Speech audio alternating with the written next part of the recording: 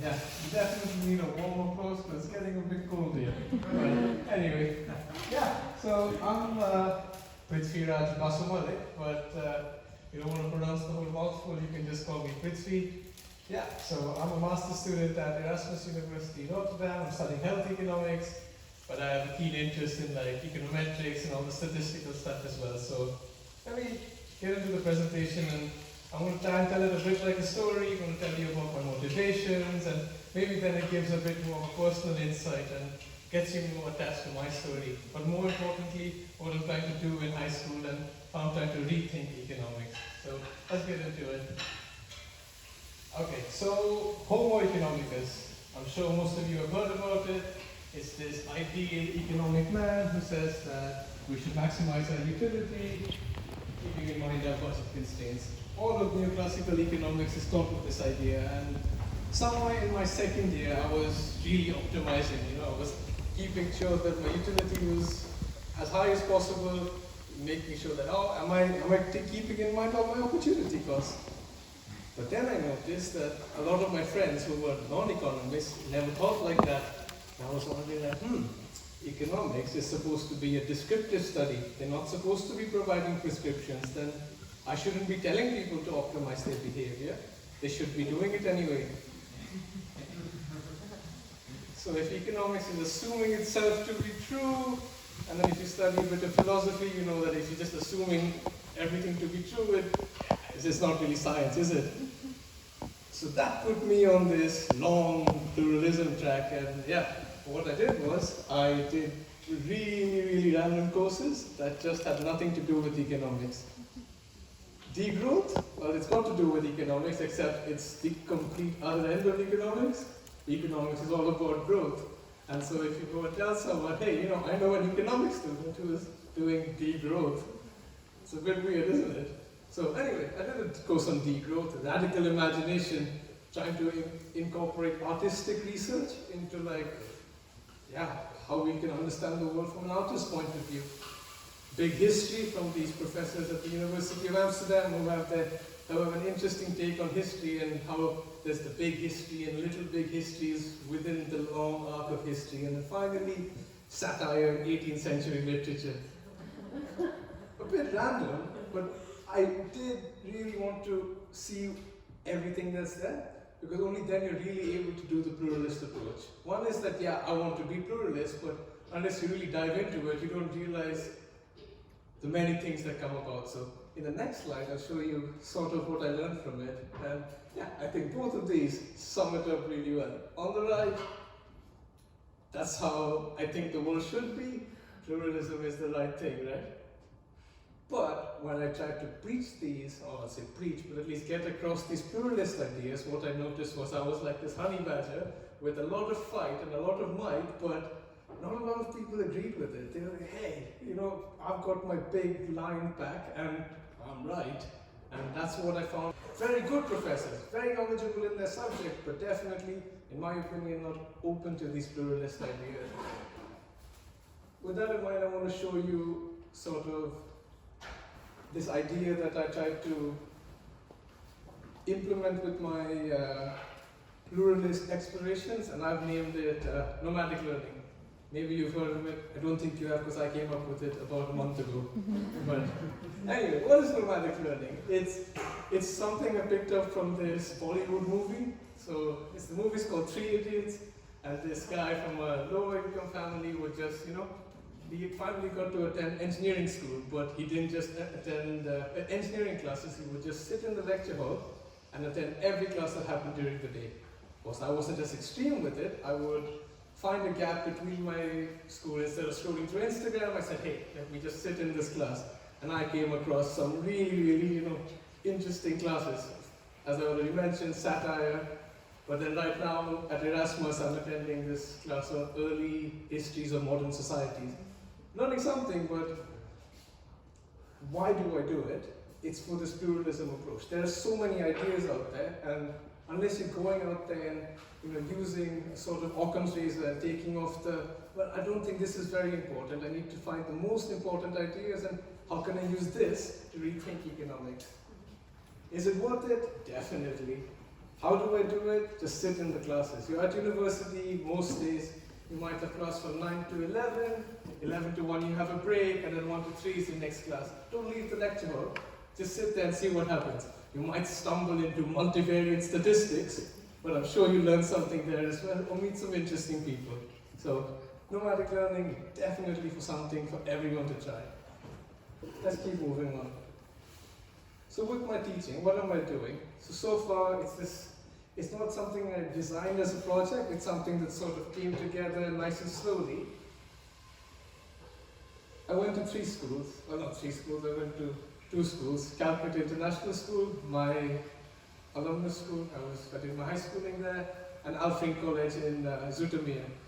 So what I tried to do was reach out to many, many schools and sort of get any pluralist idea across, but unfortunately, I wasn't getting a lot of feedback, and nobody replied or said, we're busy, COVID, something or the other, but I got this opportunity. So let me tell you a little bit about how I've tried to incorporate pluralist ideas into education. So let's get to the next slide.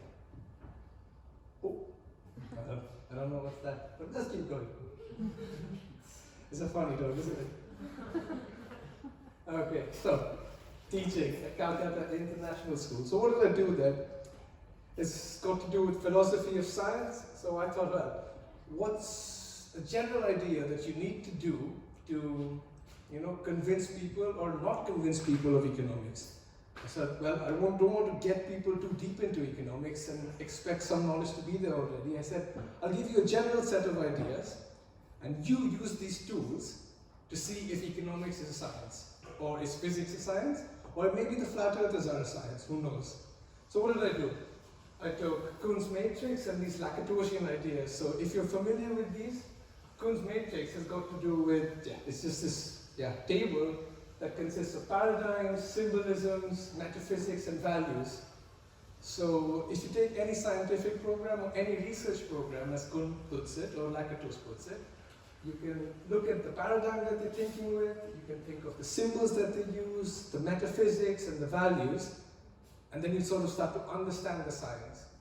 And then you say something is a science if it has many falsifiers. If it has many ways to be proven wrong, then it's a good science. So I said, okay, let's look at economics, and then we thought of many different discussions and came to various conclusions. But the important thing from this was that it got the students thinking. Scarcity, it's basically taken as a given. But if you look around you, you won't always say that scarcity is a problem. In general, yes, there's renewables and non-renewables, but think about a car. A car's not being used every day. Is it a scarce resource? Is it being used as a scarce resource? Do economic ideas apply to the way we use capital? During COVID, so many things lying idle. Is it scarce? There's so much stuff available. So maybe there's a different perspective we need to look at. But then to really justify this position, you use like this Kuhn's matrix on a pseudoscience, flat earth. And if you apply this matrix to a flat earth, you'll quickly realize that, what is the metaphysics or the paradigm in flat earth? I don't know. Neither did the students. And that goes to show that, this approach can sort of give the idea. So you've taken an approach from philosophy and applied it to economics, and just let the people think for themselves that is economics a science? This idea I sort of continued at Alfring, so next page please. Okay, great. So at Alfring, every year, for first year economics students, so they do this in year 3 in the Dutch system or 9th grade. If you're familiar with that, they're about 14, 15 years old, they've just finished the first year of economics. And so they do this toothpaste project at the end of the year, and I use Hotelling's Beach. Now, for those of you who studied economics, you must have heard of Harold Hotelling and his beach and ice creams and where should you place your the ice cream stand on the beach. And it gives a lot of intuition, but then again, these same Kuhnian and Lacatosian ideas kept coming back. And I said, well, you've got Hotelling's Beach and these are the predictions, but do you think these predictions always hold? I say maybe price is important, maybe something else is important, but do these ideas always hold? And then that got the students thinking like, okay, well, the competitors should think about each other's positions, but that's not always the case. Like, there's not always two competitors. Why are we limiting it to a linear scale? Why do we say that, Yeah, cost must be linear. So many concepts can be broken down. The intuition is strong, but if you use these ideas from philosophy, you quickly realize that, oh, there are limitations. But when high schoolers get to know this at a young age, they're able to be critical of it. And then you're not in the situation where, as we were discussing earlier, that, yeah, you just cut out these ideas and beat in this one Homo economicus paradigm. You're aware from a really young age that there's more to it. And that's the idea that I'm trying to get into my teaching at Alfrink now. So after this project, I was fortunate enough to start teaching at the school itself. So in the next slide, yeah. So they're doing an introductory course, and this is what I want to do, is pluralism awareness. So basics of any economic class, they start with factors of production. They'll say, oh, there's land, labor, capital, and entrepreneurship. Now you think about labor, which economist comes to mind? Maybe Marx, yeah? Well, he wasn't even called an economist then, he was a political economist.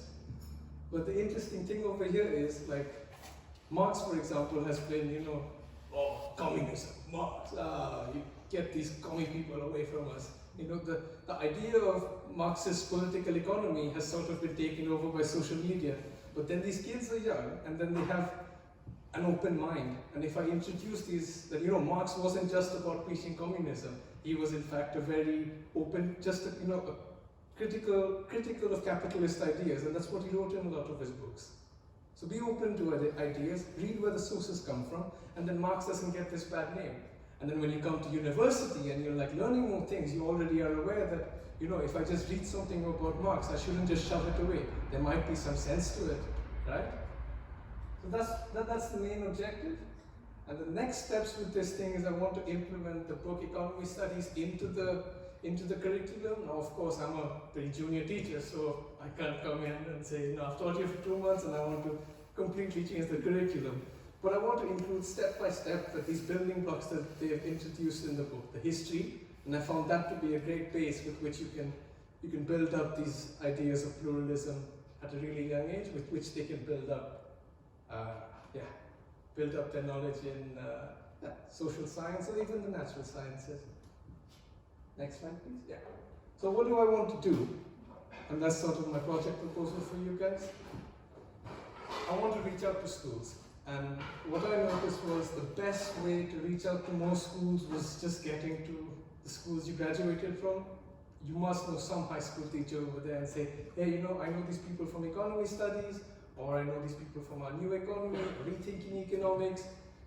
Could you have an hour for them just to drop this, this like sort of butterfly effect? Just drop this drop in their pond, and then maybe something comes of it. And I'm sure something will. So maybe you guys can reach out to me, and then we can slowly reach out to all of your high schools. And yeah, I see there's about 25 people here. Just imagine 25 people to 25 high schools, and then it's just like a multiplier, Each class you attend, at least 25 students, and 25, 625. I'm happy I did the math, but you get the idea. Yeah, but that's my idea, and please reach out to me if you want to help rethink high school education. Thank you.